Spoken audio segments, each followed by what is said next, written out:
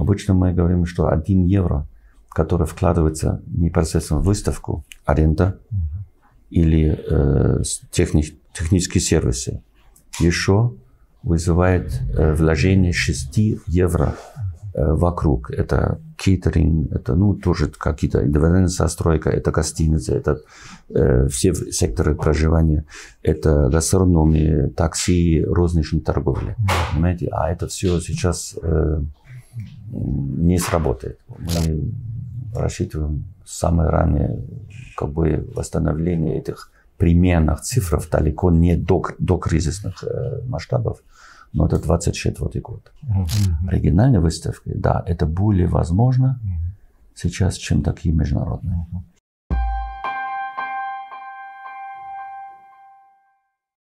Уважаемые зрители, уважаемые слушатели GetSys.ru, сегодня у нас в гостях особый гость, заместитель генерального директора компании Messe Düsseldorf Москва, господин Михаил Мандель.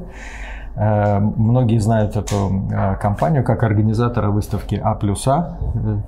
Безопасность и охрана труда и безопасность на рабочем месте, и много вокруг рабочих мест. И в Дюссельдорфе, да. Все технологии для безопасности. Да. Последняя выставка прошла в 2019 году, осенью. И мы тоже на ней работали. И это было действительно такое замечательное событие. А очередная выставка должна пройти в октябре 2021 года. И уже сейчас открыта регистрация на эту выставку, уже экспоненты могут планировать свое участие в этой выставке и гости. И у меня в связи с этим несколько вопросов к господину Манделю. Нынешний 2020 год стал большим потрясением, конечно, для экономики. И, наверное, особые трудности переживают отрасли, связанные там с личным участием людей, предпринимателей, особенно выставочный бизнес. Господин Мандель, как вы проходите 2020 год? Это, конечно, по идее, мы могли сказать, что там маленькая наша передача, наша беседа, там не хватит, чтобы все моменты обсудить. В целом, конечно, выставочная индустрия и конгрессовая деятельность, и все то, что называется ивент-индустрия, вокруг того, где люди встречаются и где тоже какое-то физическое личное присутствие необходимо и хочется. Такая отрасль, конечно, очень сильно страдала и будет неким образом страдать. И на этом, к сожалению, мы не можем ставить точку. Нам нужно тоже это изобразить как кризис.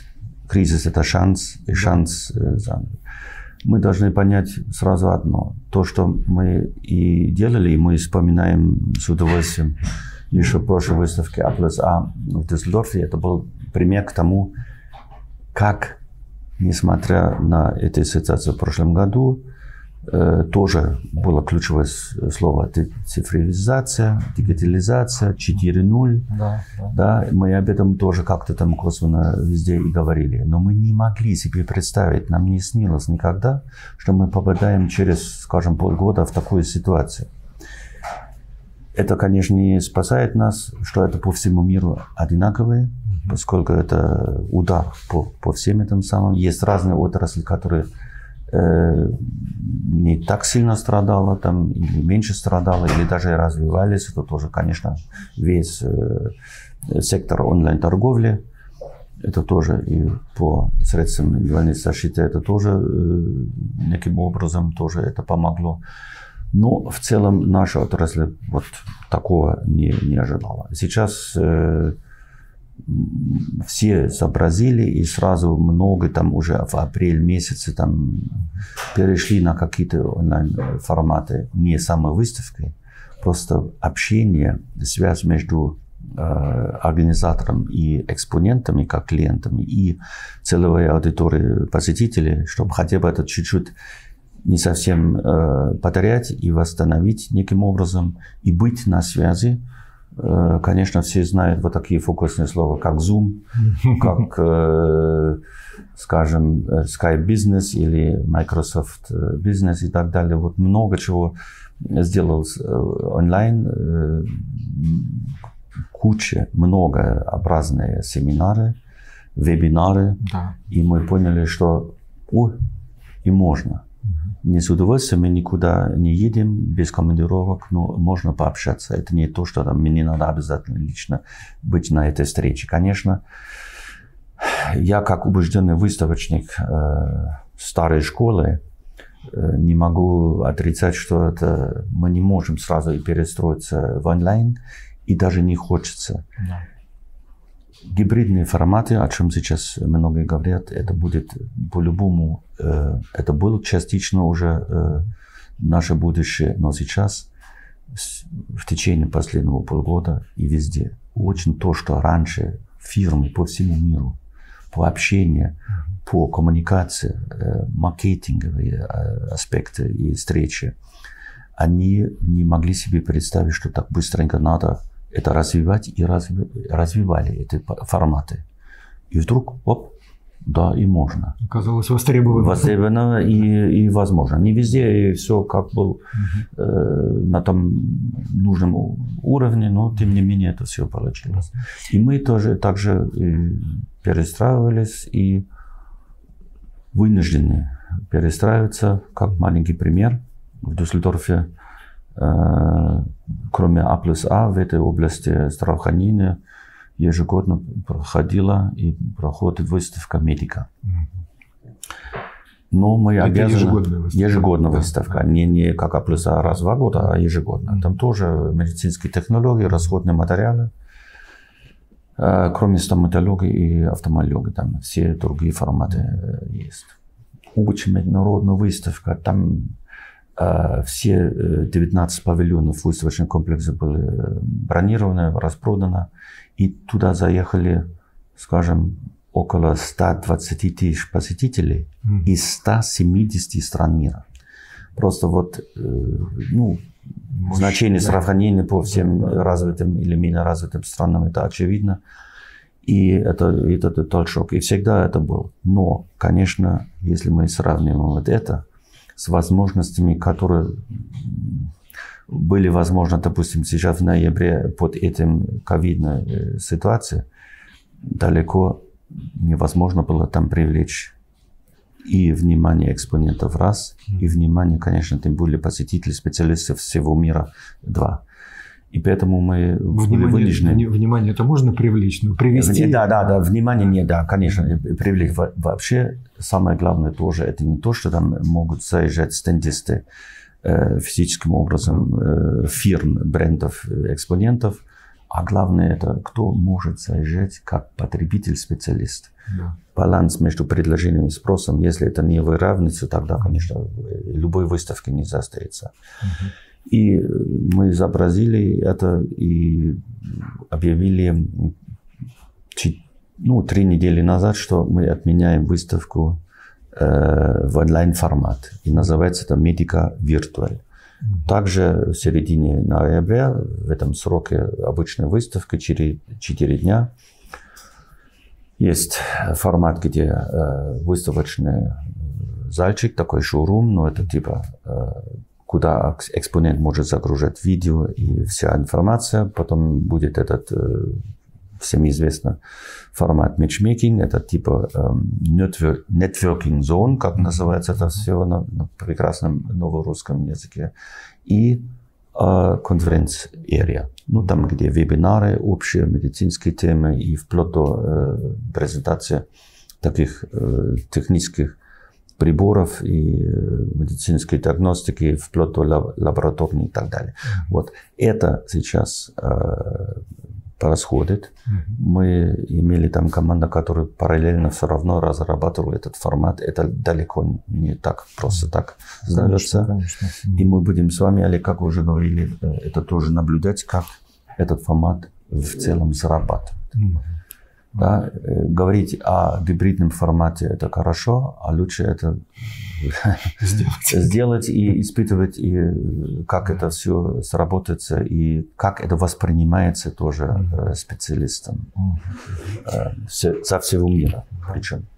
Здесь как раз вот важный момент, что выставки, которые проводят крупные площадки выставочные в Германии, они всегда были международные, да, и как раз-таки этим и привлекают, ну, привлекали и привлекают, и продолжают привлекать экспонентов. Да? То есть вот большие выставки в Дюссельдорф, Кёльне, в Франкфурте, Мюнхене, Нюрнберге, везде. Да, значит, да. Германия один, конечно, из лидеров выставочной деятельности. Да, именно, и они славились всегда этими самыми номер один выставками своей отрасли в Дюссельдорфе.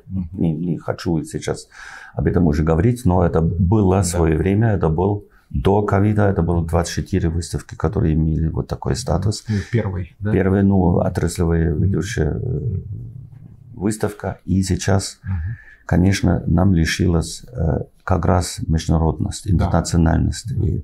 И это была международность, интернациональность, международная доля экспонентов.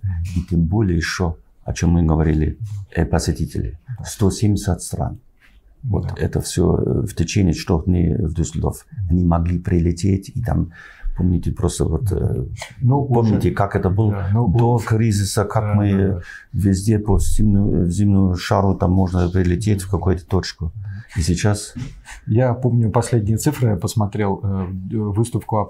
В 2019 году посетили 65 тысяч посетителей. Да, вот за эти 4 дня. Тоже более 100 стран. Больше 100 стран. Да. То есть это сопоставимо с Медикой. Да, ну, примерно, да. Но Медика еще чуть-чуть больше. Мощнее. И у меня вот вопрос. То есть если на Медику приходит 120 тысяч за 4 дня, да, хватает ли возможности самой площадки, да, так сказать, во-первых, представить столько компаний, да, и поселить столько посетителей. Достаточно ли Дюссельдорфа? К сожалению, по всем этим меркам. Раньше это было возможно, и город немало, экономика такая местная, немало жила от конгрессов, мероприятий и наших выставок. Сколько гостиниц, сколько там ресторанов, такси. Это все было рассчитано на то, что есть клиенты со всего мира, которые по разным циклам года, но они приезжали и дали, конечно, большой эффект. Обычно мы говорим, что 1 евро, который вкладывается непосредственно в выставку, аренда или технические сервисы, еще вызывает вложение 6 евро вокруг. Это кейтеринг, это тоже какие-то индивидуальная застройка, это гостиницы, это все секторы проживания, это гастрономия, такси, розничная торговля. Понимаете? А это все сейчас не сработает. Да. Очень такой уже удар поэтому.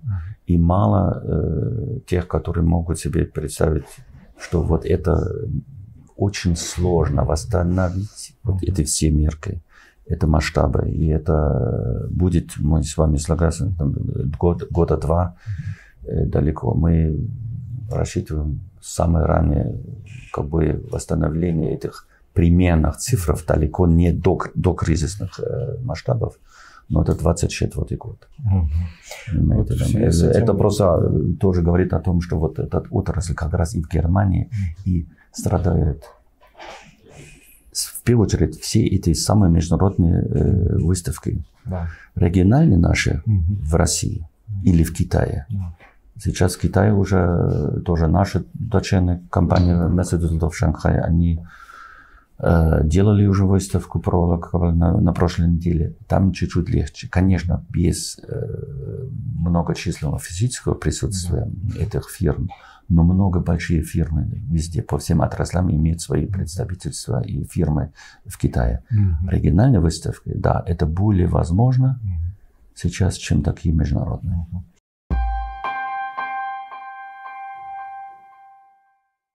Вот. Но не испытываете ли вы тоже угрозы со стороны вот, хотя бы тех же блогеров? Они сейчас очень активно освещают новые для них сферы, оборудование, да, там, допустим, технологии те же медицинские, да, вот, продукцию. Да, то есть у них многомиллионные просмотры, и они потихонечку...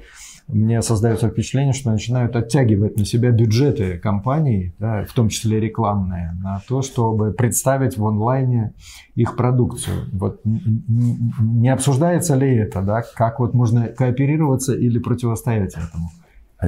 Или вы не чувствуете угрозы этой?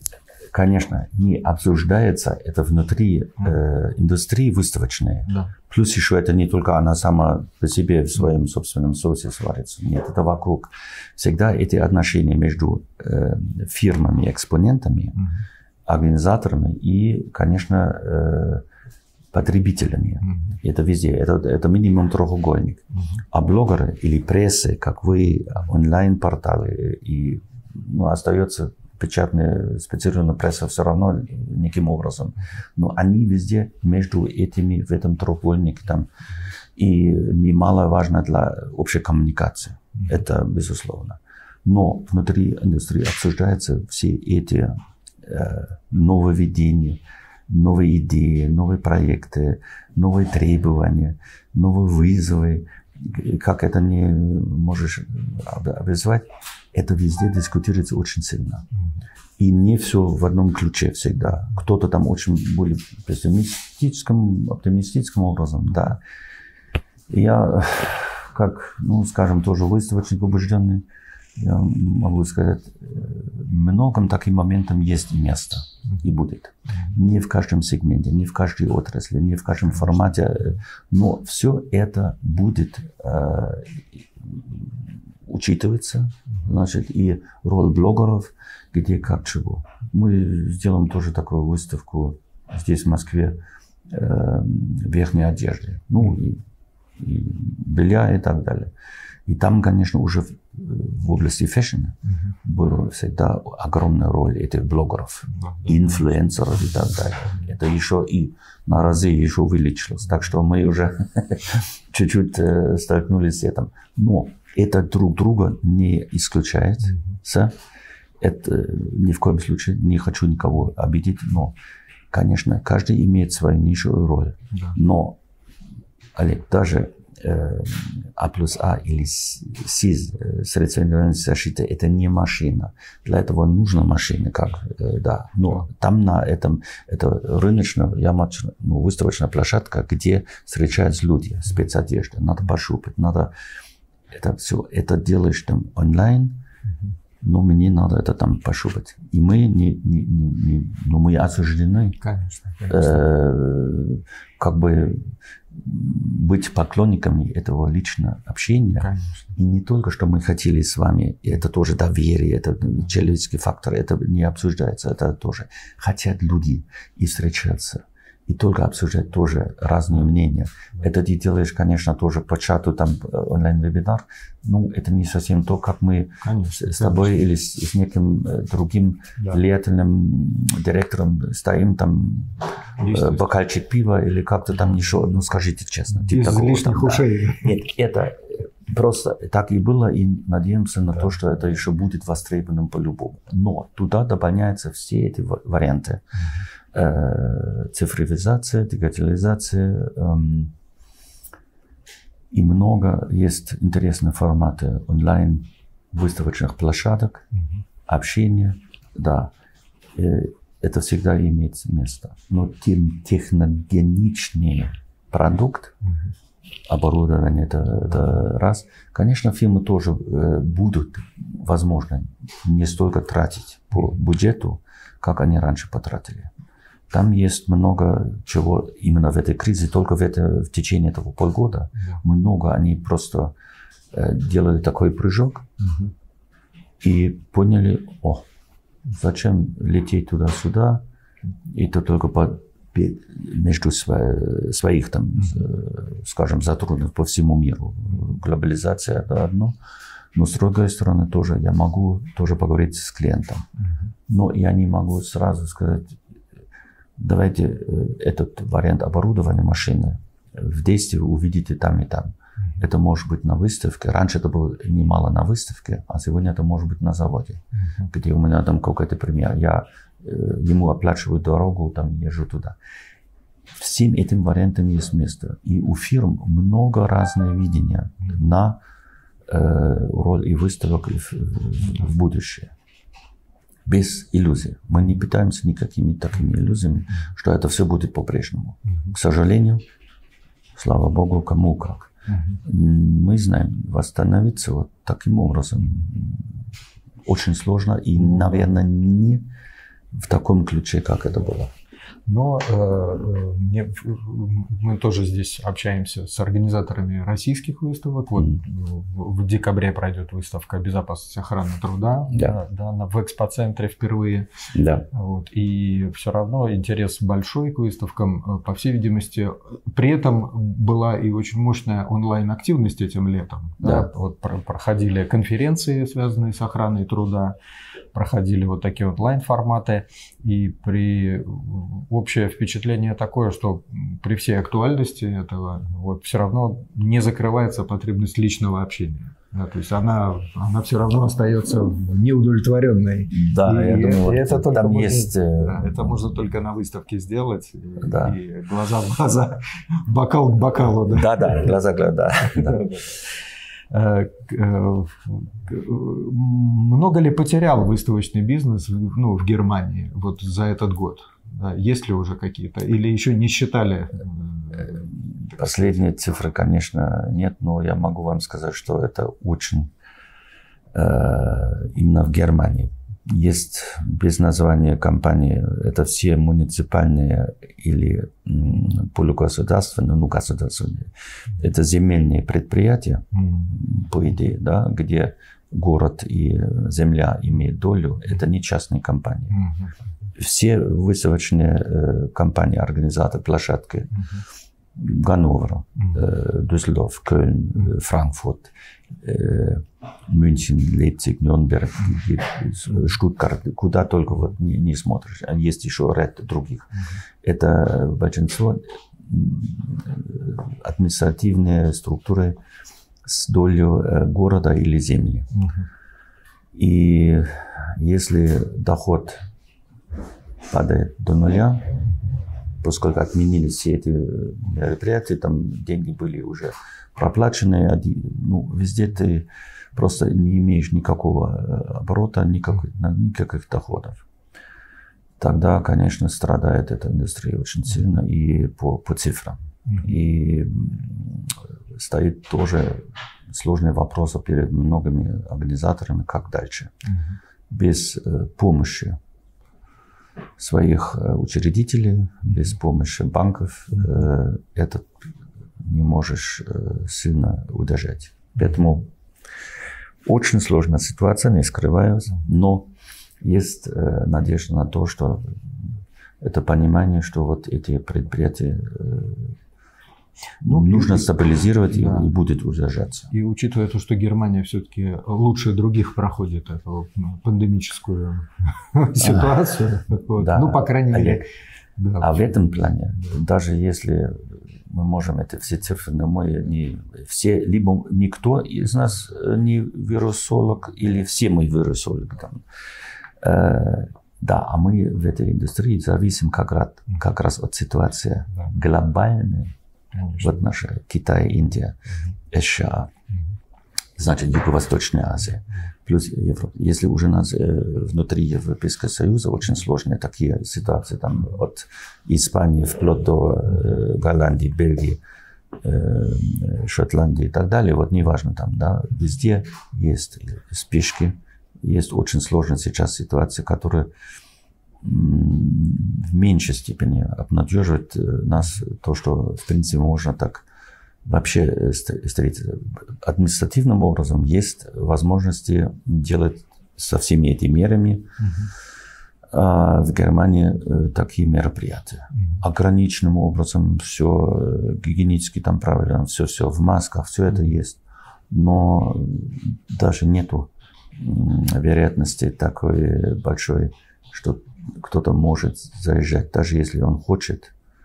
Что либо он сможет приехать через границу. Да, граница, там чуть-чуть карантин и все прочее. Поэтому и почему кто-то должен лететь из Индии, где там в сутки 70 тысяч, несмотря на что.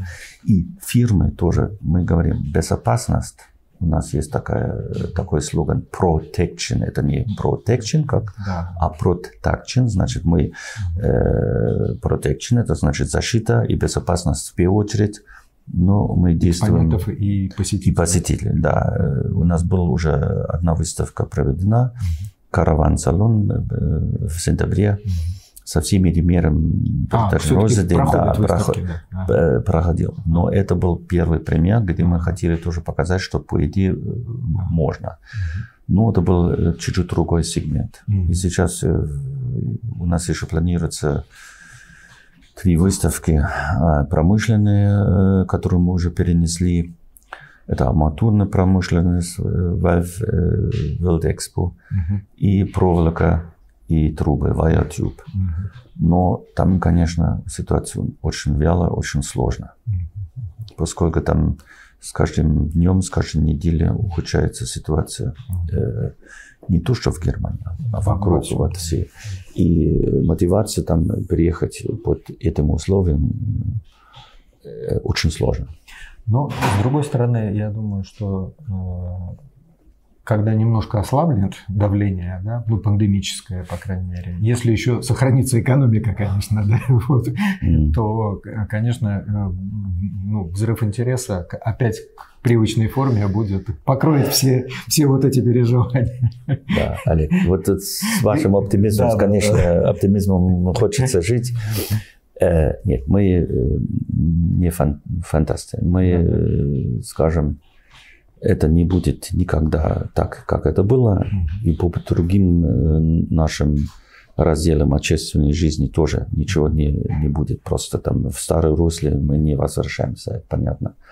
Но я думаю, сейчас мы с вами смотрим на декабрь месяц, когда у нас ожидается период и для отрасли, и для выставочников. Это тоже такой в рамках даже. Там должен быть проходить здравоохранение, и на экспоцентре, где мы тоже проводим свои выставки. Там, и мы тоже планируем интоплацию упаковков. Последняя неделя января следующего года. Следующего года звучит гордо, но это только через 4 месяца, ничего другого. Поэтому мы смотрим сейчас на декабрь и надеемся для всех игроков отраслей российского рынка.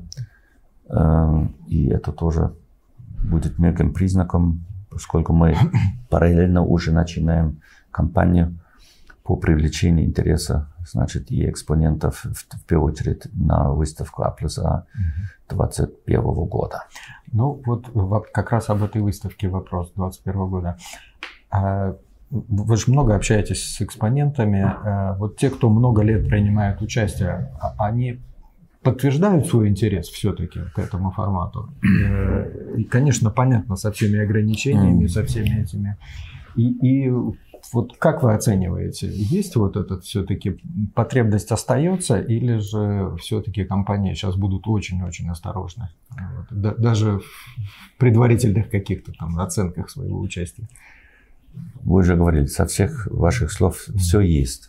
Значит, это есть осторожность, есть заинтересованность, есть, конечно, тоже некое волнение, и иногда тоже фирм не до этого сейчас. Был интерес, и есть интерес, и будет интерес. Да. Насколько мы сейчас будем пощупать и будем связаться с фирмами, и еще раз, перед тем, что биот не прошла, надеемся, что она проходит. Конечно, в уменьшенном формате, это мы понимаем, как это тоже. И у А+А тоже, конечно, не ожидание такого 2019 года, но мы знаем только одно. Есть рынок, есть интерес, есть потребность в этом личной встрече. Несмотря на то, что там дополняются онлайн-форматы, гибридные, другие форматы, это безусловно. Но рынок хочет встретиться. Да. Мы здесь далеко не в расстоянии 1,5 метра, но у нас было совместно или взаимно мы подводили с тестами, что у нас отрицательные сейчас на данный момент. Иначе это было неправильно, если мы здесь так. Мы в тесном контакте с Гетсизом, безусловно. Хорошо.